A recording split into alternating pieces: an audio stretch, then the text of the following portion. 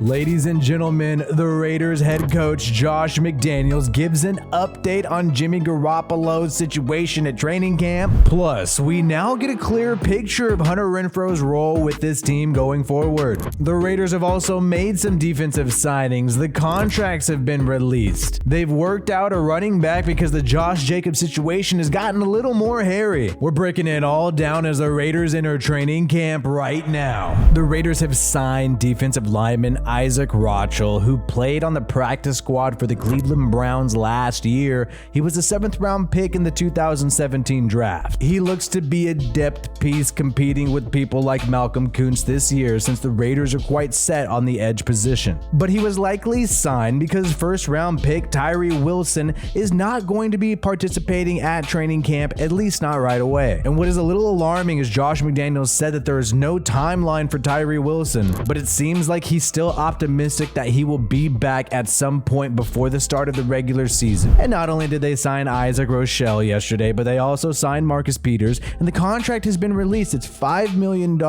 Maximum value of $5 million. Seems like it's an incentive-based contract. We don't know exactly the full incentives. But keep in mind, the Raiders did pay Anthony Averett roughly $5 million last year. I consider this a good deal. You got a player with high upside, a veteran, and you're not spending too much money for him. And out of freaking nowhere, this is after all of the running backs had a Zoom call together where they tried to talk about their situation, how they're going to bargain with the different owners. Well, after all this, nothing really happened, and then out of nowhere, Saquon Barkley signs a new contract with the New York Giants. Now, the contracts that they sign, players like Barkley, players like Josh Jacobs, who are on the franchise tag, these cannot be multi-year extensions. It's too late for that. That's going to have to happen next year. So what happened with Barkley is he got a $2 million bonus in addition to what his tag was already paying him, which really isn't that much. It's an incentive-based bonus, meaning if he gets over 1,000 yards or if they make the playoffs, he gets an extra $2 million on top of the tag. That's really not that much. But this sort of shows how bad the Jacobs situation is. He's not at training camp. He's missing time. He hasn't been able to rework a new deal with the Raiders, something similar to the Saquon Barkley deal,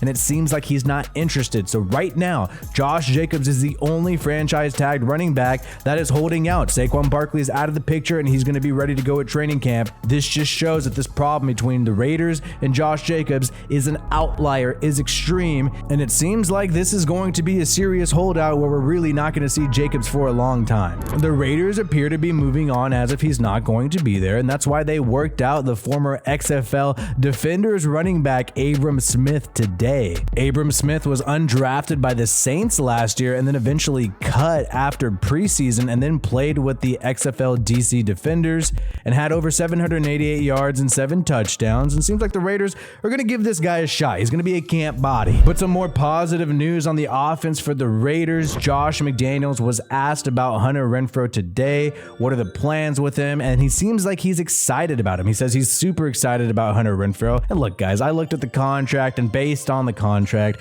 there's really no way the Raiders can move on from Hunter Renfrow unless they trade him. And even if they do trade him, they would not be saving that much money at all in cap space. So I think Hunter Renfrow is going to be in the Raiders' offensive plans this year, and I think they're just going to see if this guy could bounce back from injuries and be the Hunter Renfrow that we know he is, and they're going to let this guy play out his contract. And if anybody offers the Raiders a significant pick for him mid-season, maybe a 3rd round pick, maybe Michael Thomas goes down for the Saints and they throw a 3rd round pick at the Raiders in week 5. That's the only scenario I could see happening in which Renfrow moves on from this team. It seems like Josh McDaniels wants to utilize this guy in his offense this year. And not only was Josh McDaniels asked about Hunter Renfrow, but he was also asked about quarterback Jimmy Garoppolo. We know Jimmy Garoppolo passed his physical. He's supposed to be ready to go. McDaniels said that he's going to have no restrictions on his foot in training camp, but then he made another comment that sort of walked that back.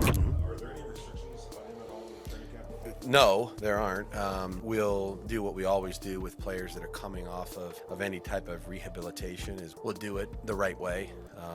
So it might not be, 100% of the repetitions, first day and, et cetera, but we would never do that with anybody. McDaniels is implying that Jimmy Garoppolo is not going to get all the reps or a large volume of reps the first day of training camp, which is on Wednesday. So it seems like he's already preparing people, but Jimmy Garoppolo, it's kind of odd. If you're saying this guy has no restrictions, if you're saying that he's 100%, then why aren't you giving him the full workload his first day of training camp? Obviously, they seem like they're a little concerned still, and they're going to try to integrate him in slowly. And this is a little alarming because the Raiders need Garoppolo to get some reps with players like Devontae Adams, but it seems like Brian Hoyer, Aiden O'Connell, and perhaps Chase Garbers, who was on the team last year, will get an opportunity to throw some passes this week, and Jimmy Garoppolo seems like he's going to be splitting reps with them. If Garoppolo is able to stay healthy, supposedly, if we're going to believe McDaniels, he's going to be ready to go and eventually be taking all the reps at training camp and be the starting quarterback this year. And if he is able to stay healthy, it really does change the outlook of the Raiders. It changes the expectations for this team, but their odds to make the playoffs are actually still some of the longest odds, according to Kay Adams here in FanDuel Sports, plus 390. Only the Texans and the Cardinals have worse odds than the Raiders to make the playoffs. Now, on one level, it's going to be more difficult because they're in the AFC, and not only that, they're in the AFC West. But I anticipate if Garoppolo is healthy and if they win a few games early on, I think these odds will change drastically. And if all these teams are sleeping on the Raiders, maybe they could surprise some people this year. They still have a lot of the same players as last year. And keep in mind, a lot of their losses were one possession losses last year, a flip of the coin, and it could have been otherwise. The Raiders also got some more good news. Offensive tackle Justin Herron passed his physical and is cleared to begin training camp. Herron suffered a season-ending injury last year for the Raiders, and this was after they traded for him from the New England Patriots. Herron was originally drafted by the Patriots in 2020 while Josh McDaniels was there in the 6th round. The Raiders traded for Herron in September last season in 2022. New England sent Vegas a 2024 7th round pick and Herron, while the Raiders sent them a 2024 6th round pick. And this guy has started 10 games in his career. He's played in 29 games. The Raiders sort of have a wide open competition at the right tackle position. Look for Herron to be a factor in training camp this year. In training camp, I'm interested to see how the offense performs, and I'm interested to see Trey Tucker here, the 3rd round pick. Can he carve a rollout for this team? But I think overall the Raiders have more wide receiver depth, and we're also going to see Michael Mayer. Can he live up to the hype? Can he beat out Austin Hooper right away at tight end?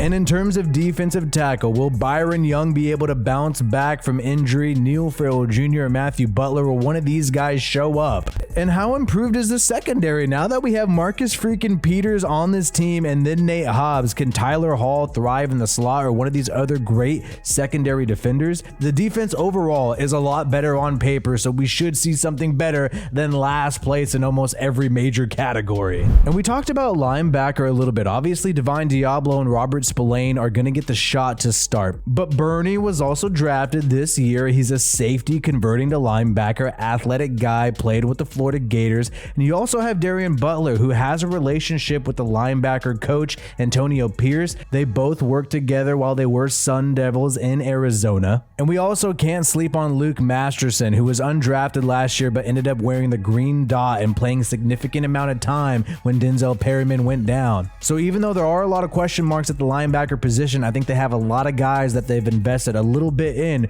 who could possibly pop off. Training camp is happening right now. The season is around the corner. We'll keep you up to date with everything happening with the Las Vegas Raiders. So make sure you subscribe to WiFiWillie Raiders for more content like this. Peace out, and I hope you have a good one.